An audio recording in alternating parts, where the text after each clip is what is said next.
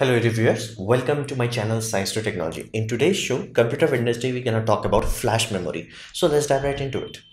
Well, first we have to understand what is the memory aspect here, because what we are seeking for, what we are trying to achieve, it's called non-volatile memory, aka that you can put a data into it and forget about it, like a CD, like a DVD, like a vinyl record, like a tape drive. Basically, you put the data and you forget about it, like a magnetic disk system that are used in your mechanical hard drive. So how the heck we are achieving something like that in an electrical system? Because you can store memory in electrical system without an issue. Only consequence would be the moment you lose the power, tada, everything is gone. For example, your RAM, it's very fast, it's very capable and all that jazz, but the moment power goes out, poof, done. So how do we achieve like actual memory out of a system that can work without electricity? Well, we create something known as floating gate MOSFET. Now this is the core technology. Same way semiconductor, like transistor was the main deal here. Floating gate MOSFET allowed basically SSD revolution that is slowly taking place.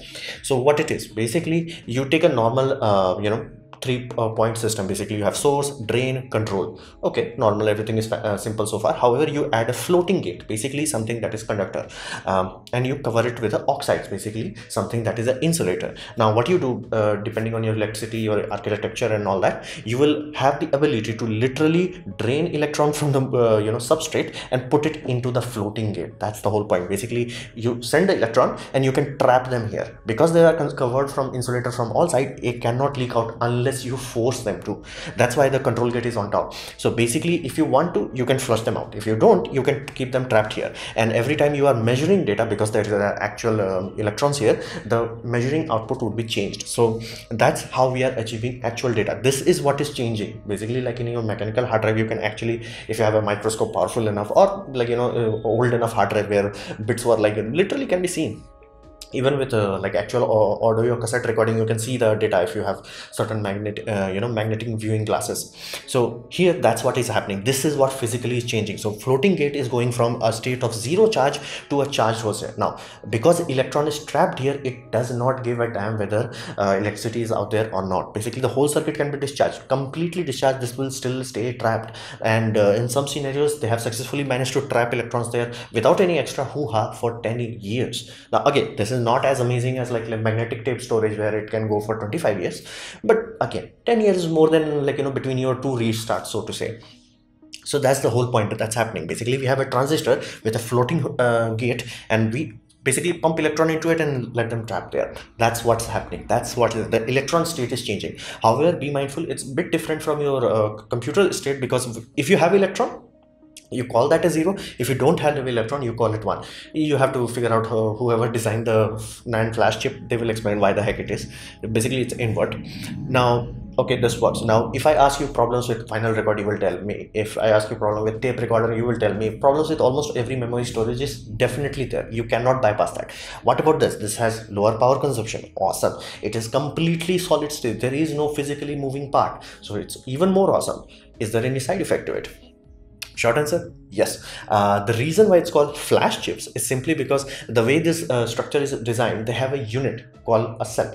Now, every time you put data there, you have to erase everything previously. So basically, let's say there is basically 1 byte is there. So you have 8 units inside it, bits. So you are like, okay, 1 1 0 1, and you are like, okay, I'm gonna put 1 1 1 1. So you will like, okay, I only have to replace 1 0 to 1. Here's the deal, you cannot do that. The electrical design by inherent architecture itself forces you to flush the whole damn thing. Basically you have to flash the whole cell. That's why we call it flash chips. So you flash it whole thing. During that time, you have to hold that data somewhere, generally in a cache memory, where you hold it. It's like, okay, I flushed this system, I'm going to collect the memory what was there, collect the from user side also, basically what you actually wanted to write there, then make a complete package and then write it. So that's why read and write speed is different in a flash system. It's not as simple as a basically magnetic system. And in magnetic hard drive, the read and write are generally the same, and only they differ if you are using something like shingled magnetic storage. Basically, if you are doing extra hoo-ha, only then it will slow down. Inherently is the same read and write. Same goes for tape drives and all that. Here it's completely different, simply because you have to collect the data. Basically you have to do a lot of extra maintenance just to write data to it. So inherently that creates the different read and write speed. However, one final limitation, because even if that's not too much of an issue if you have a large enough cache memory or if the system is fast enough, because the slowest SSD or NVMe SSD that you can buy today will outperform a normal mechanical hard drive by at least 3 to 4 times. So even this, like the fact that it has to collect the data, then flush it the system, then put the data back on, if it's happening so fast that it does not matter, why would you care? As a user, you should not care.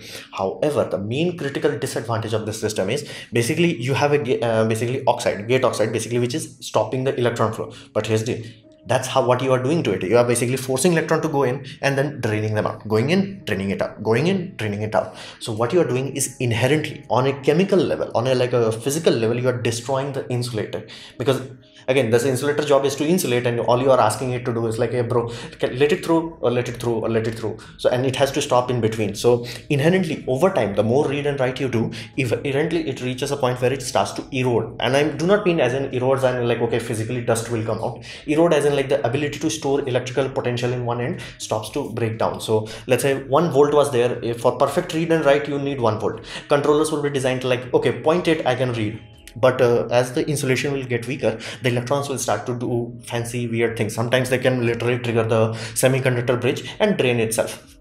Ta-da. And again, these electrons will not stay there forever. It's a short-term story. Again, short-term is like 5-10 years, so more than enough. But you have to understand that inherently it's not like you put a memory into your let's say memory card and put it in a locker somewhere. After 50 years it will, the electrons will literally leak out.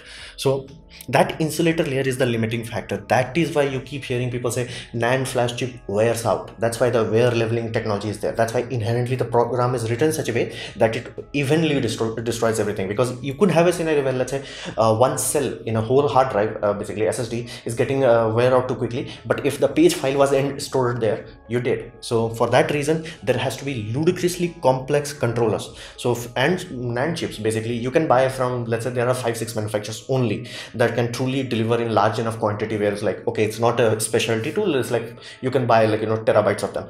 You bought from, let's say, Samsung. But here's the deal, does that mean every chip will perform same? No, because you can have a company, let's say SanDisk versus some other company, let's say Corsair, and both of them would be creating their unique boutique solution within the controller, and based on that controller you will get the performance. Because of the inherent complexity of this design, it relies on controller way too much. Basically, mechanical hard drive from one manufacturer to another manufacturer, the performance is like more or less the same. But here in SSD world, it's like, okay, this one, even though it says 1.5 gigabits per second versus let's say something that says 4 gigabyte, 1.5, it sustains it even with like 100% memory filled capacity. This puppy starts to slow down the moment you start to exceed 20% capacity. So you can understand that controller is ludicrously complicated in these puppies, and sometimes they are the primary price that you are paying for, not for the NAND chips. Basically the controller, you are paying for that. Like controllers are so complicated, they are sometimes full-fledged processor, full-fledged as in like if you can reprogram them, they will act as like a mobile, bit old generation, but as a full-fledged system on chip. So that's the problem with the system. That insulator layer is our weakness at this point in time. That's why you cannot just like, okay, I'm gonna put the data on a SSD and forget about it.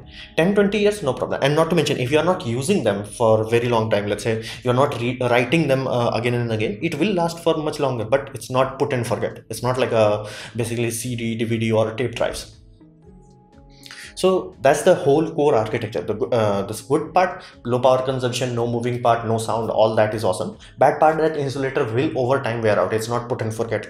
So there are multiple types of it. So types generally deal with cell, because I specified everything is happening on that cell level. So cell, they have multiple offerings of it. You have QLC basically, which is quad cell. You have MLC, which has tri-cell, TLC basically dual system, and SLC, which you have single cell systems.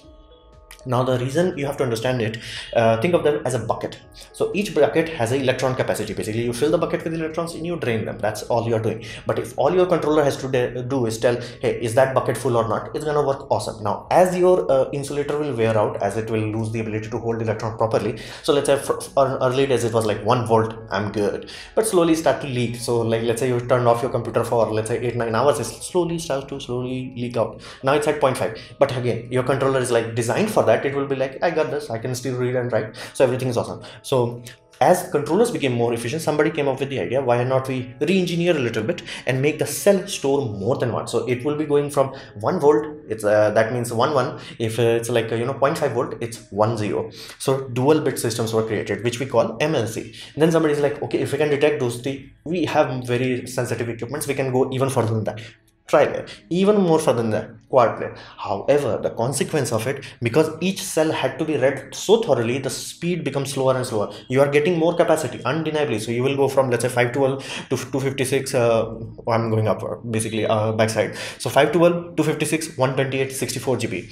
So you are getting more and more capacity. Undeniably, you are getting more capacity. However, your read speed, write speed, both will go down, simply because each bucket had to be thoroughly analyzed. It's like, bro, what do you have? Like in earlier system, it was like on or off. Now it's like on, off, on. Yeah, it has to read all that thing. And not to mention, because of the sensitivity required, you are very susceptible to degradation. Basically, if insulator becomes even a little bit weaker, tada, your cell is dead. So that's why in enterprise, they will not even touch QLC. The moment you say QLC, is like, that's the door, disappear. So generally enterprise, where they are serious about data, they will only use SLC, because that puppy can last for years and years, and sometimes they come with warranty, ludicrous warranty, as like 25-year warranty. Then you have MLC, which is like okay, which is like double the density, but not too much hassle, and still has high enough reliability. So that's like for the basically very rich kind of scenarios. Then you have TLC, which is like best of everything. It's not too cumbersome as QLC, and it's not too low density as SLC. It's like, so most of the people are generally stuck at TLC. So these are the buckets. Then somebody came up with the idea that if you are familiar with the semiconductor industry, you know the fact that everything is done in silicon chips. The silicon chips are made out of silicon ingots. That ingots have a fixed size. That's why no matter which manufacturing video you will see, you will always see there is a disk, and that disk size is not going bigger or smaller. It's fixed. Why? Because how we grow the crystal to get a perfectly flawless crystal, that's the maximum limit we can do, and that's based on chemistry, so we cannot tamper with it too much. So that size, and you cut things out of it. So inherently there is a limit to that. So if you do not have too much density, your cost will go higher, because again you have to buy another disk, and each of those wafers, quote unquote, those are ludicrously expensive. So somebody came up with the idea, why not we stack these buckets, so to say. So then we created what we call 3D NAND system, V-NAND system, vertical NAND system. That's all it's happening. Basically, the silicon, that is the most expensive part, they're like, bro, you just stay in one position, and then on top of it we are layering copper on top of it, copper tracing. Basically lithography is done for silicon system, and deposition, vapor deposition and other types of deposition is done for upper structures. So utilizing this, you are using the basically expensive part only once, but cheap part as many times as you want, so you can have multiple layers. This is what Intel is doing, this is what Samsung is doing.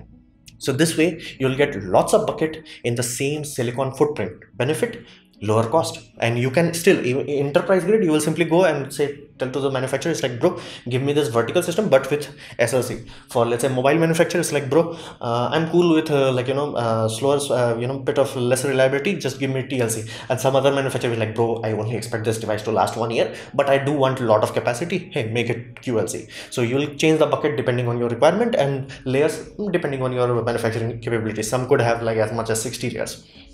So these are the type. Now there is always a simple trade-off here. Basically, either you want it to be very expensive, or you want to be very powerful, or basically price to performance, they are invert here. You cannot get like, if you're paying a lot of money, you will not get a lot of capacity, but you will get a lot of performance. So these are like contradictory to each other.